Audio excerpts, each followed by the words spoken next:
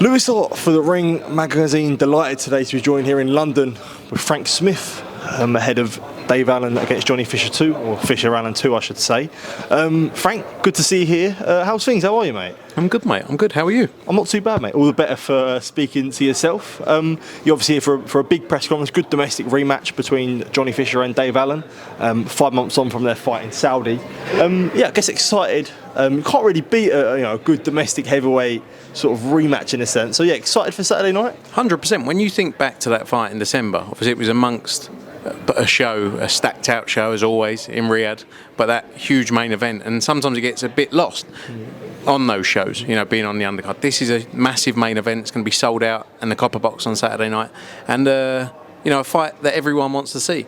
You can have your opinion on the first fight, who you thought won. A lot of people thought Dave Allen won that fight, but I think what gets lost in sometimes that result that people questioned was the fact, the bollocks that Johnny Fisher showed in that fight and did not stop coming. And this fight is going to be no different. I think you're going to see a better Johnny Fisher come Saturday night. You're also going to see a better Dave Allen with more time with Jamie Moore, obviously. And respect for Johnny Fisher going straight back in there. But it was always the fight he wanted. It was always the focus for him and the one that he wanted to make happen. When you deal with fighters and guys like Dave Allen in a sense, it's no secret he can tell you the first hand that he probably hasn't prepared for previous fights as he'd like to have. So when you're making a fight and when you want a fight to be good, do you ever worry with a fighter where the condition they're coming is never too sure in a sense? Yeah, I mean, if you get what I'm saying, like. Yeah, look, I think ultimately we pay fighters, as promoters, and as part of that, their obligation is to turn up fit and ready to fight. I think, like you say, Dave Allen will openly say he's not always taken his career serious, and he's not the only person. But I think fighters go through that. It's just like any career, isn't it? We all have periods in our lives where our mindset changes or shifts or our focus is elsewhere. So for boxers, it's no different. But obviously they're judged on each performance, and that's the difference here. So I think you're going to see a great version of both the fighters on Saturday night. I think you're going to see another great main event, and I can't wait to see it. Do you respect the honesty from Dave when he talks so openly and honestly about his career? Yeah, but 100%, because he's real, isn't he? In a world full of fakes in many ways, across the world, in all walks of life, he's real, and he says what he thinks, rather than he's saying, guarded things, which other people may do. I don't always say what I think. In reality, we all are guilty of that. Yeah. But Dave Allen is one of those characters who will always give you the truth. Yeah. Well, I hope you're always honest with me. No, I'm not saying not about being honest, but sometimes you don't respond to things in the way you would like to respond to things. Yeah. Because I'm not saying you don't tell the truth, but you just don't respond the way you actually think. Yeah, no, I get it. I guess on a Fisher point of view as well, do you feel like he's got a lot to prove in the sense of saying, if you want to push on for British titles and beyond, Saturday night is a really fight you must get through? Yeah, 100%. If that's the fight, and look, there's a lot of talk about is Adelaide TKV winner next for Johnny Fisher. That's a great fight. Yeah. Another great fight. I think it's the right kind of step next. So I think we'll see what happens. We'll see how things play out. He's got to get through. He's got to be focused on Saturday, because we saw in the first fight, the night he was taking and the fight he was put in by Dave Allen, he needs to be 100% focused on Saturday. Wanted to ask you, we also had the press conference earlier today for Fabio Wardley against Justis Huni. Got a little bit like spicy up there, I'd say. Not really between two fighters, but obviously between Hearn and Michael, etc. I don't know if you had a chance to see anything or what you made of it. You know what I was saying? I broke my phone last week when I was away. That must have been. I got a new phone and I lost all of my social media, which in many ways has been a great detox. Actually, not having a mobile phone with access to Twitter or Instagram, but you also don't know what's going on in the world. So I've missed a lot of things at the minute. Scott Hamilton is currently in the process of getting me my logins back. Okay, but I guess with the fight in itself, fully believing in Huni, albeit short notice, that he can get the job done. Fair play, really, for taking that fight, Fabio Wardley. Because Huni is a real contender, and I think it's a proper fight, and I don't think, he probably could have taken some other name for that fight, with what he's, with the short lead up time. But Huni's coming to fight, and it's a real fight for the two of them. Respect to both of them for taking it. I believe Huni's a brilliant fighter. We've obviously worked with Fabio Wardley. He's a great guy, but I think it's a real fight for sure. I did want to quickly move on.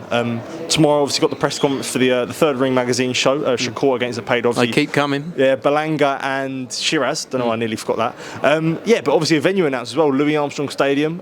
Anyone that is a boxing fan knows tennis venues are quite good venues for boxing. So I guess excited for that, and excited, I guess, for that venue as well, because it's something unique. 100%. What a venue. It's like we've always said we want to do something at Wimbledon. I was saying that. I'm on it, you fella. We've got to see it happen. What a venue for it. What a great fight, Shakur against Cepeda. That mandatory fight with the WBC. Spectacular fight there. Obviously, Hamza Shiraz against Belanga's another brilliant fight as well. So yeah, excited for another. Look, we've come off the back of Tottenham. Obviously, it feels like a lifetime ago now, doesn't it? Yeah. That Ring magazine show, and then obviously Times Square, the spectacle of what was Times Square, and it's going to be another one. July 12th. Yeah, July 12th. Yeah, July 12th. It's going to be another one, I'm sure.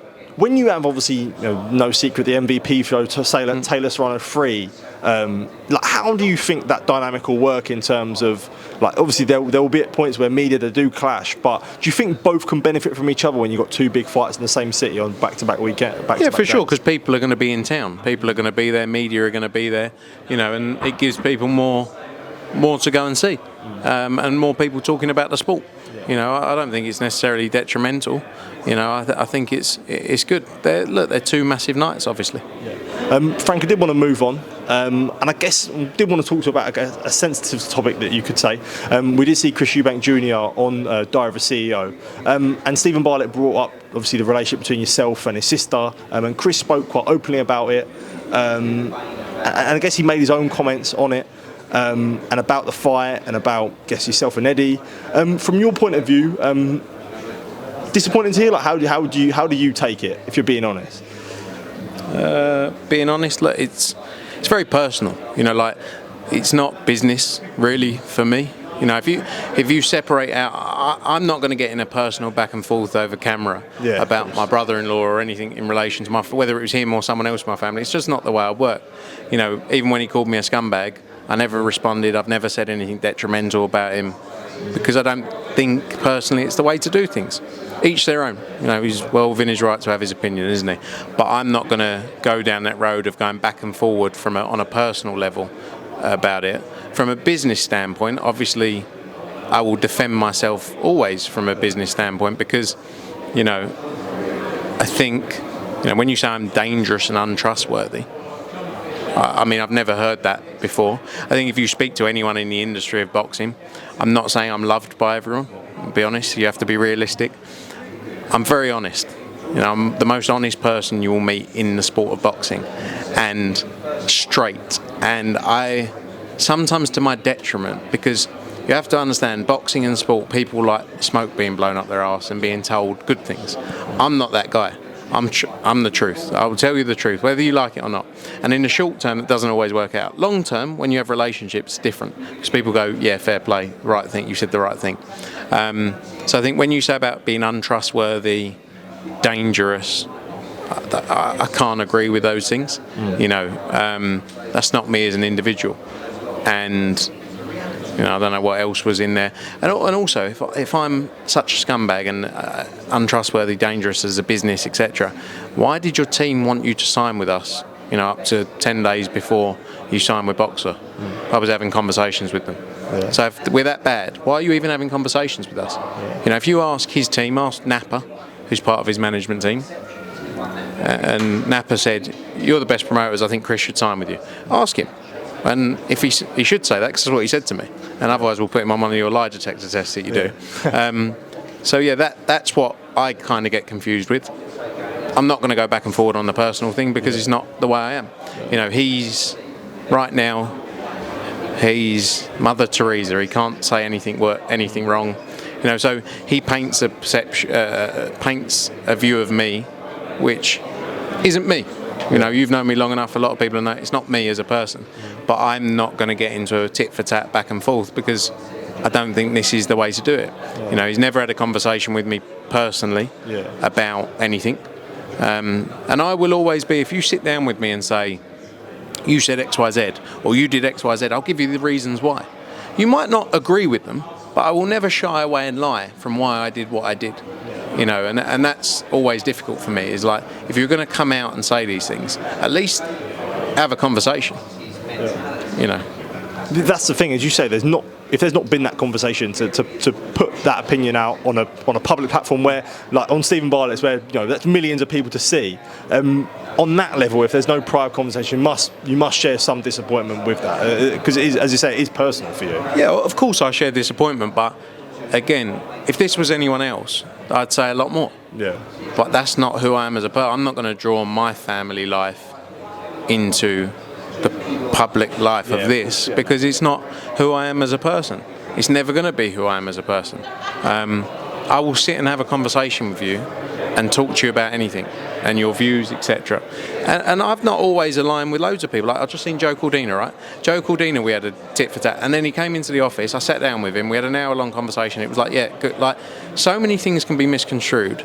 So many things in life, without conversation, without discussion, can be taken the wrong way. And I'm not saying, again, he would agree with what I say, but I will be honest. But it's difficult for me because I'm not going to go back and forward like that. Yeah. But I also have to, in some ways, protect my integrity, because I'm being honest. I'm not a bad person. I ain't a bad person. I think you'll find it very hard to find people who say I'm a dangerous, untrustworthy, bad person. Well, you find one. Look, it is what it is. And before I do let you go, from one Eubank to another, Jack Catterall against Harlem Eubank looks likely to potentially be happening. I guess excited for that fight, I guess. Yeah, look, we're not done yet. Not done yet, but that's the fight we want to make. I think it's a great fight. I think Harlem Eubank's built a huge audience. He does massive numbers, obviously, on Channel 5. I think it's a great fight. I think it's one that, for Jack Catterall as well, I think it's the right fight for both of them, being honest. Because if Jack Catterall beats Harlem Eubank, he's back in his position, and challenging for those big fights.